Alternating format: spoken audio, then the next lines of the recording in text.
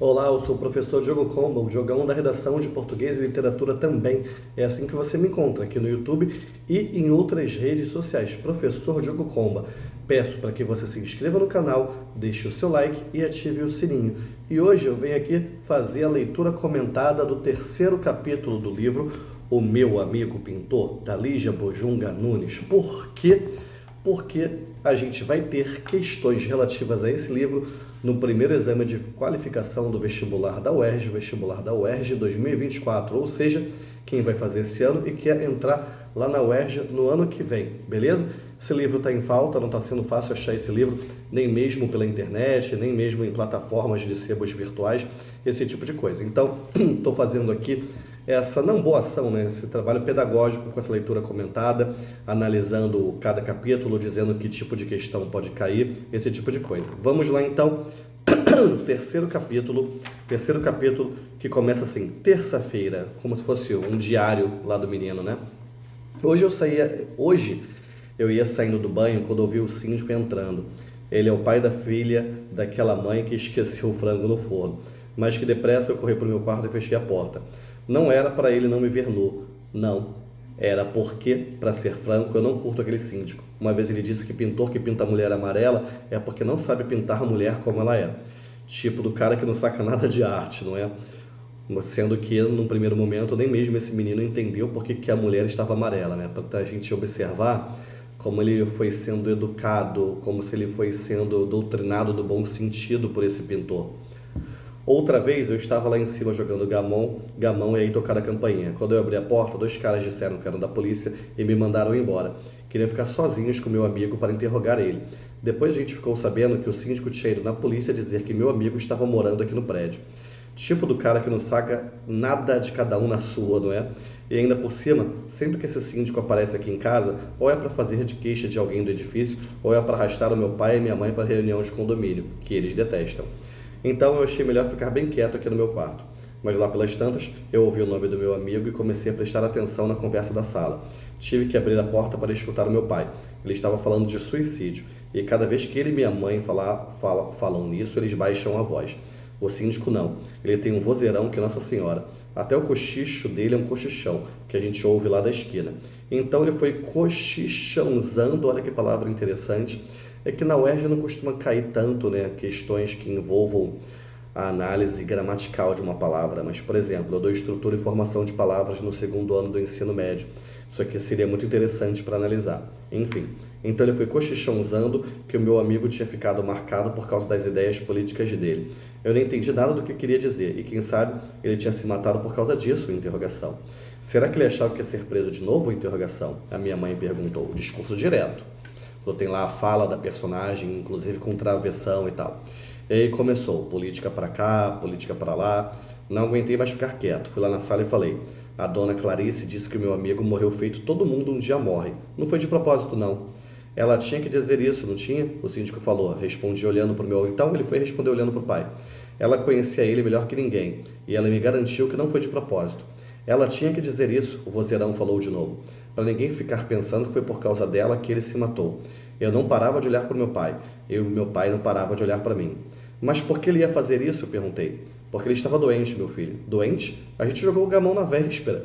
3 partidas, uma atrás da outra, ele não tinha nada. Doente aqui, meu pai bateu na cabeça. Só uma pessoa que está muito doente aqui na cabeça, faz o que ele fez. Mas você quer, por favor, me explicar direito tudo o que aconteceu?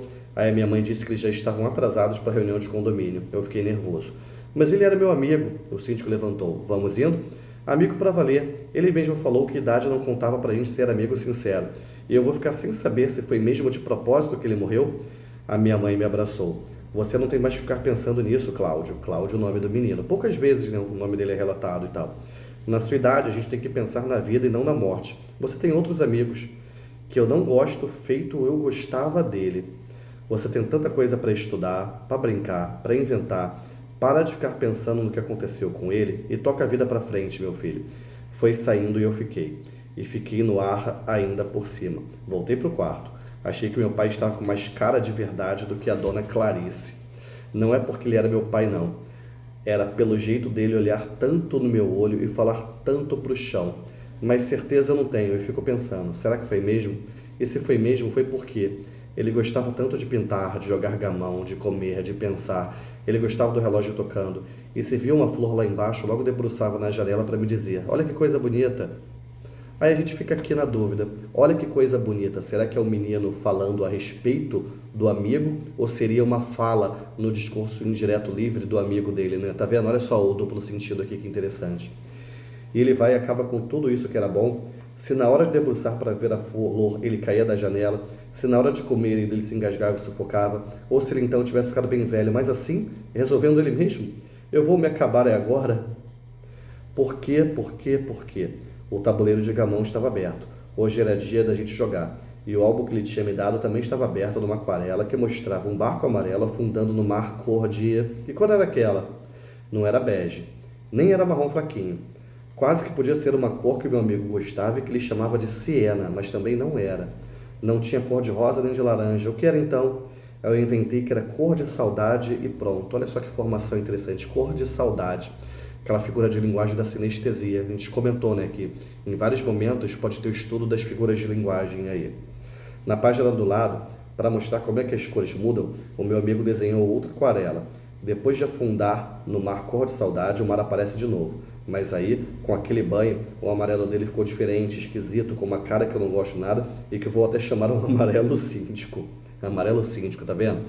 Amarelo com uma composição por justa posição ali, a cor amarela, mas é amarelo de quê? Amarelo síndico, não é aquele amarelo contente. Quanto mais eu olhava para aquele barco, mais eu achava que a dona Clarice tinha mentido para mim. E quanto mais eu achava, mais o meu amarelo também ia ficando com cara de síndico. E mais eu ia me sentindo feito barco, todo rodeado de cor de saudade. Uma cor de saudade que até se avermelhando de tanto que eu estava achando tudo difícil de entender. Quer dizer, então, que a dona Clarice tinha mentido para mim, mas por quê? Então tinha sido mesmo uma morte de propósito, mas por quê? E por que, quando é assim, todo mundo faz mistério e fala baixo? E fica até parecendo que suicídio é palavra feito palavrão. Por quê? Se um cara vai preso porque matou, porque roubou, gente assim da minha idade fica sempre por dentro. Porque então se dizem, ele é um preso político. Gente da minha idade nunca entende direito o que isso quer dizer. Por quê? E quanto mais porquê ia aparecendo, mais de síndico meu amarelo ficava e mais cor de saudade crescendo. Também, com esse branco todo do relógio que não bate e com esse tabuleiro de gamão aqui parado, me olhando com cara de que hoje era dia da gente jogar, é claro que a saudade só tem que aumentar. Se continua assim crescendo, eu nem sei no que vai dar. É assim que termina o terceiro capítulo, uma leitura aí como se fosse o diário de uma criança, beleza? Que a força e a inspiração estejam com vocês sem dizer adeus jamais. Se você quiser, vai lá no Instagram, tem algumas questõezinhas curtinhas a respeito dessa leitura que a gente está fazendo.